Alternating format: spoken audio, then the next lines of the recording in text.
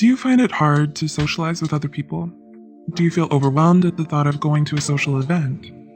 It can be very easy to confuse social anxiety and shyness since they share many of the same characteristics.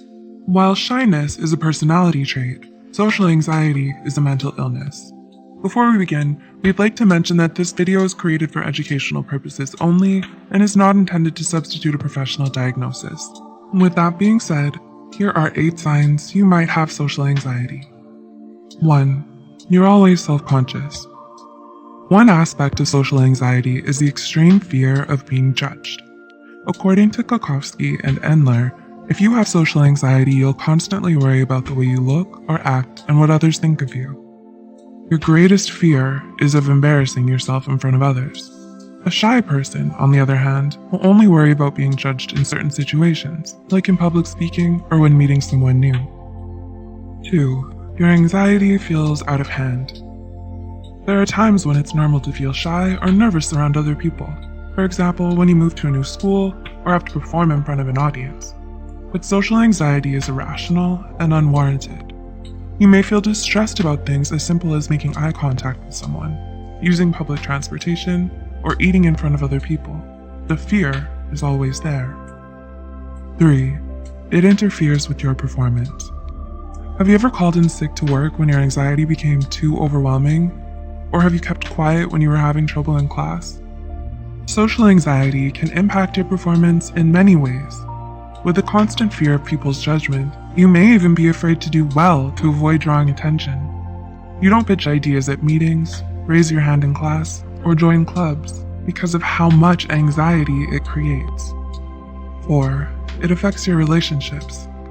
While it's hard to make friends when you're shy, it can feel almost impossible when you have social anxiety. For a shy person, it's usually about breaking the ice and going through the initial awkwardness of meeting each other. But having social anxiety can complicate your relationships. You feel tense and uneasy around people no matter how close you are or how long you've known them. 5. It doesn't go away with familiarity. It's normal to feel shy at the beginning of a new relationship, but as you get to know each other, the tension will start to subside. This isn't the case if you have social anxiety. Instead, you always experience fear, distress, and embarrassment whenever you're around other people. It doesn't matter if it's your parents, siblings, or best friend. You always feel uneasy and stressed, unless you're alone. 6. You overanalyze everything. Have you ever said things to yourself like, I took too long to reply and now she doesn't like me? Or, he didn't say hello this morning because he's upset with me.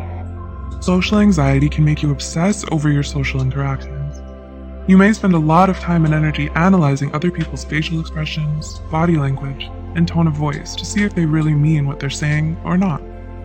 7. You avoid social situations. Are you often absent or very late to social gatherings? It's a serious matter if your social anxiety leads you to avoid social situations altogether. You decline invitations, refuse to speak in front of people, and you would rather sit in the corner to avoid being noticed than mingle with anyone else. It doesn't matter if it's a normal day at work or school, your own birthday party, or even your wedding day. And 8. You have physical symptoms. Do you feel nausea, dizziness, or chest palpitations when you're in social situations? Just like most anxiety disorders, social anxiety is often accompanied by physical symptoms. Some common ones are sweaty palms, shortness of breath, lightheadedness, and trembling. While these are also the same signs of someone having a panic attack, you'll be able to tell the difference if you only show these symptoms when anticipating or being out in a social setting. Do you relate to any of these symptoms above? Let us know in the comments below. If you do, you're definitely not alone, nor are you bad for feeling this way. The references and studies used in this video are added in the description below. If you find this video helpful, be sure to like, subscribe, and share this video with those who might benefit from it as well. Thanks for watching, and we'll see you in the next video.